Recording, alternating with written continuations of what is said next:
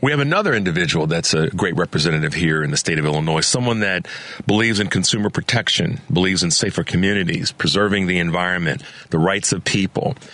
And as he was recently quoted, I commit to fortifying personal freedoms, regardless of who wins the presidency. But I'm with her. Let's welcome to the show our own Attorney General from the great state of Illinois, Kwame Raoul. Good morning, Mr. AG. How are you today? I'm wonderful. Good morning. This is the day. Yes, it is. I love your quote, sir. I commit to fortifying personal freedoms, regardless of who wins the presidency. But I'm with her. Yeah. Well, that was in an op-ed that I wrote to Sun-Times this past week. We have worked ever since the Dobbs decision, actually before the Dobbs decision, at making sure that reproductive rights are fortified here in Illinois. However, we have a patchwork of laws throughout the country, some of which have led to deaths of women who intended to carry to term but just experienced miscarriage and could not get appropriate care. And so we should not be confused about what is at stake. There are life and death consequences at stake with this election, and that's no exaggeration. When we talk about fortifying personal freedoms, we're talking about some really serious matters. There's no doubt. And you've taken them on, arms open and full throated in terms of your willingness to lean into this and the messaging behind it. I got to give you your tip of the hat as well. You have been super active since the convention. And in saying that to you, I want to congratulate you, as I did Mayor Johnson, and to Lieutenant Governor Juliana Stratton. You guys did yeoman's work to make sure that we had a great convention. And I know you had a part in that. I know that there were a lot of folks that were involved in a successful convention to highlight not only the city of Chicago, but the state of Illinois and, frankly, the greater Midwest. And so hats off to you for your participation in that. But you've been busy since the convention. Yes. Well, as I said, there's a lot at stake. I travel a lot to meet with my colleagues, both on a partisan basis and a bipartisan basis. Many wouldn't realize it, but there is bipartisan work that continues. However, we take serious the things that we disagree upon. And I and my fellow Democrat AGs have been preparing, one, for the election and everything that is involved with it, because we saw what happened 4 years ago with the frivolous lawsuits that were being filed, particularly in swing states. Right now, there's probably some 200 election-related lawsuits in about 47 states. So that's incredible. We know 47 states. So we know the burden is going to be higher than it was. When I say burden, I mean the level of litigation is going to be higher than it was 4 years ago, particularly when Madam President wins, when Kamala. Most of that, is it true, Attorney General, is it true that the majority of that, though, did come post the election, where we're seeing already now, prior to today's voting day or election day, that there's already been suits filed in many states and districts? Is that correct? That's correct. And the nature of some of them have been around attempting to purge voters, the availability of where you can vote, when you can vote, and which votes you can count, and things of that nature. We have the proceeding with regards to Mr. Musk's putting up money so people can get engaged with voting, which is really on the edge of the law there. Yeah. So there's all sorts of litigation for sure. One of the questions I wanted to ask you, I'm not sure if you have heard or seen the clip from District Attorney Krasner in Philadelphia that kind of hit the scene yesterday, where, without using the expletive, he made it clear that if you F around, and you're going to find out about, what we're capable of doing as it relates to being prepared. So I don't know if you've heard the clip or not, but what I do want to ask you is, how prepared are we here in Illinois? Well, we're prepared here in Illinois, and we're prepared because it's all hands on deck. Law enforcement collaboration. Anybody from the FBI to CISA, the Cybersecurity Infrastructure Security Agency, to local prosecutors, to my office. My office will have 200 teams out there. The state's attorney's office in Cook County and DuPage County and several counties throughout the state will have teams out there, and so they're the local police departments. So I think we are ready. We've been putting out guidance on election misinformation because we know that has been going on. Elections have evolved. When I started out my career as a lawyer, I was in the Cook County State's Attorney's Office, and I would have to do election duty. And, the only thing we worried about was electioneering or some intimidation at the polls or something of that nature. We continue to watch for those things, but with the evolution of technology and elections, we're watching for much more, and with the divisiveness that has arisen, not only from local elections, but now from national elections, and the vitriol and what we saw on January 6th, we stand ready for anybody that steps over the line and tries to intimidate voters with violence or threats. And as you so well said, voters determine who holds elected offices, not the other way around. And going back to what you mentioned regarding, Elon Musk and, dropping dollars out of the sky for people to get involved in the process, you're right. Voters are the ones that determine who holds elected offices, and we have to continue to encourage that. Do you think voting should be a constitutional or national right? And how do we get there if you do? Yeah,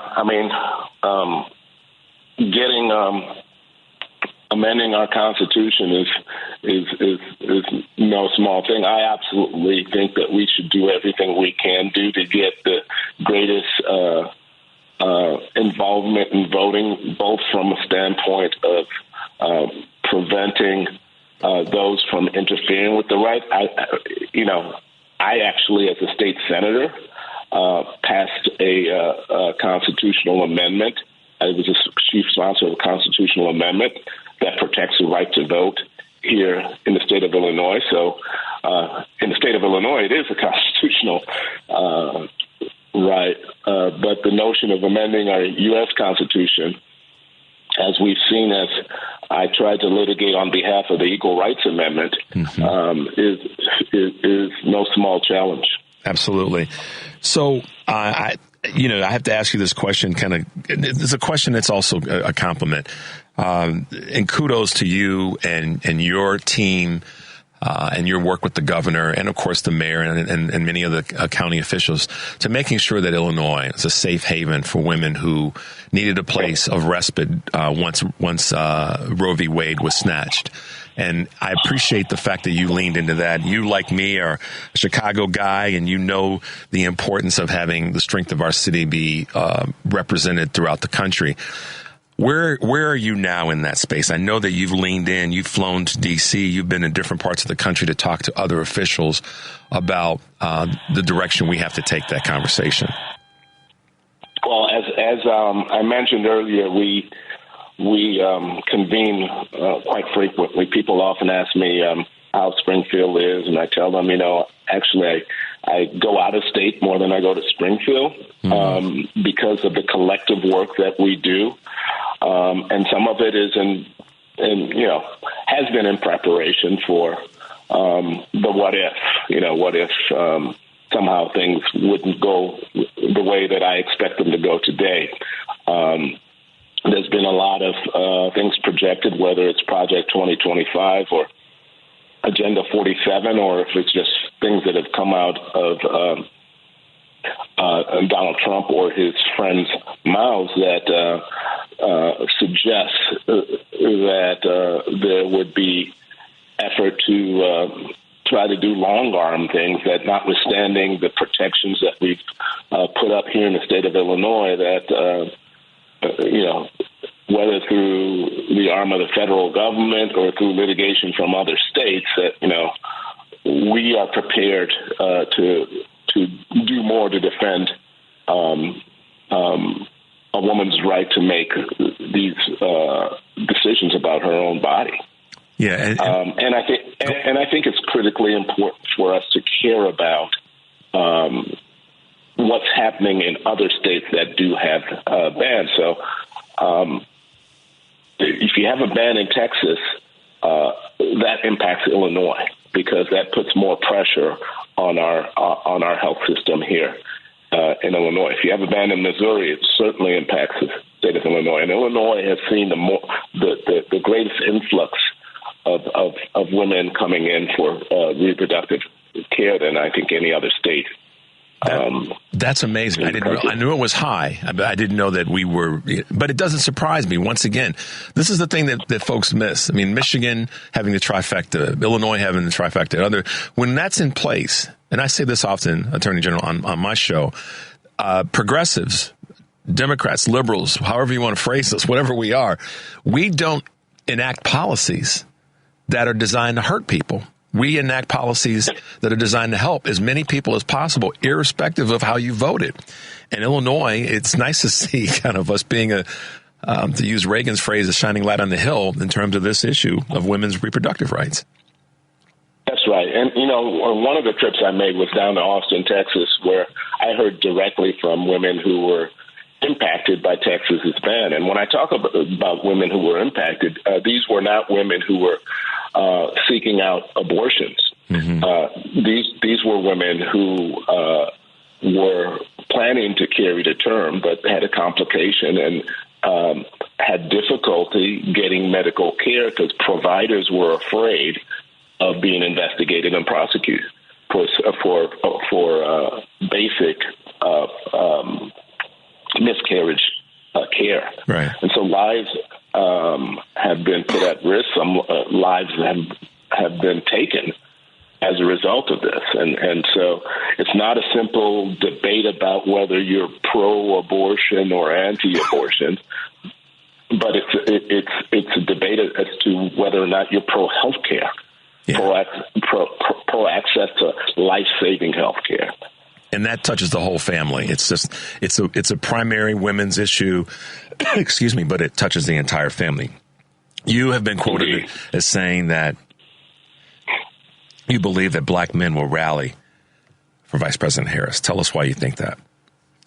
Well, I think we're beginning to see it in the numbers already. The numbers, I don't put all my chips on polls, but I think the numbers were trying to suggest that the support amongst black men was going to be, in the 70s for Kamala Harris, and now we're showing it raising up to probably reaching 90% or upper 80%. So, black men, I think Barack Obama's comment, which were strikingly similar to the comments I made a couple of months earlier, were taken the wrong way by some. We in the family of black men, we can talk to each other internally, and we can be aggressive as to how we talk with one another, and that's okay. Yes, it is. That's okay. We got to say what we got to say and get it said, and get our brother's attention, and then we keep moving forward. Yeah, so a lot of people perceived it as him talking down. And certainly when I was saying it, I wasn't trying to talk down to black men. But what I was saying is we need to escape the misogyny that doesn't just exist amongst black men. It exists amongst men at large. But we were having, when I had the conversation, a win with black men call. So it was a conversation amongst black men. And so it was supposed to be an honest conversation. I said, for those who might think that it weakens you to be supportive of a woman at the top, it does the opposite. Yep. And I think folks are beginning to realize that is indeed true, that there's too much at stake. And next to black women, I think at the end of the day, the demographic that's going to be most supportive of Kamala Harris is black men, and they won't be too far behind black women. That's right. Percentage-wise, for sure. I know you got a busy morning, so I want to wrap up and let you get on your way. And thank you for being with us. But as we close, give us your vision for the state of Illinois and for 2025, if you can.